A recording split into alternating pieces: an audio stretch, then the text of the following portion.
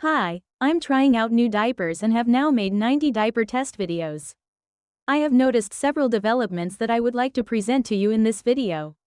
First of all, I'm not talking about individual experiments, but a trend.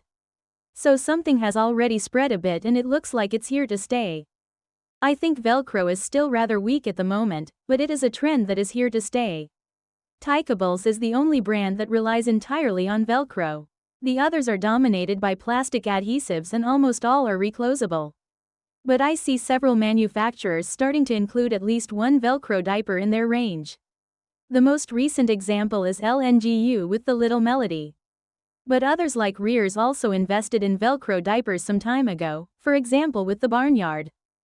It is even clearer when it comes to thickness.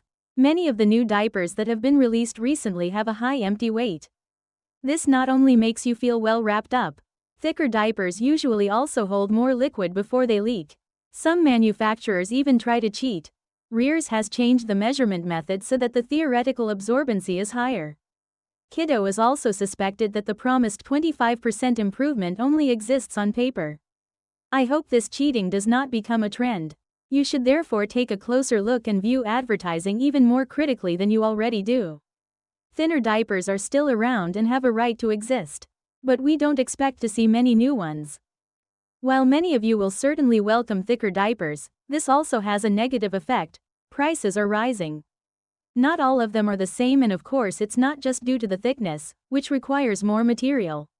Nevertheless, newly released diapers are usually in the middle, sometimes even upper price range.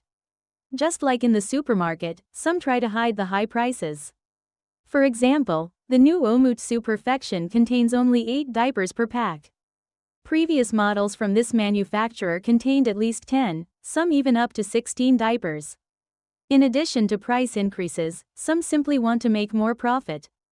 However, there are also a few new ones that buck this trend and are cheaper, such as the Kiddo Playtime. A lot has changed in terms of packaging recently. Instead of transparent packaging with a relatively small sticker on the side, many new diapers have colorful printed packaging. The contents are either not visible at all or only slightly visible. The opportunity was also often taken to incorporate a predetermined breaking point at the top so that the pack can be opened without scissors or a knife. It may not work straight away, but once you have understood it, it is a useful aid. If only because you can't accidentally damage a diaper without sharp objects. Some manufacturers, such as Diaper, do not hide the contents completely in the colorful packaging. They have included a transparent section at the front. This allows you to see the diapers when the pack is placed on the shelf the right way up. I noticed 3 developments on the diapers themselves. Firstly, many newly released ones are more colorful and printed on the entire outside surface. The old style of a white diaper, which is only colorful on the front on the adhesive surface, is almost only found on the older models. Or some new additions.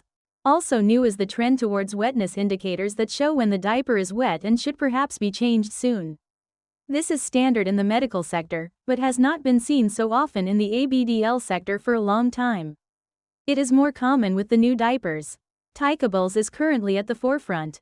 In most cases, the indicator is even creatively incorporated into the design, for example as leaves in a landscape, stars and so on. As a result, it is not even noticeable at first until the diaper is full and part of the motif disappears. Only a few colorful printed ones like the Abu Tiny Tails rely on a simple line, as we know it from the medical ones. But it fulfills its function just the same. Whether it is a line or incorporated into the motif is a purely visual matter. Nothing less than the biggest revolution in designs is position printing. It has been around for several years, but is only just starting to take off. Until now, the outer film of diapers was printed with small, constantly repeating patterns. As on continuous paper, they were cut off according to the length of a diaper. Examples of this are little paws and crinkles. Positional printing means that the film is cut out at predetermined points. This allows for much more elaborate designs with detailed and larger motifs that always look perfect, without the risk of cutting the motif. These new diapers include the Abu Tiny Tails and Little for Big, Baby Usagi. I find it amazing how this has changed the prints.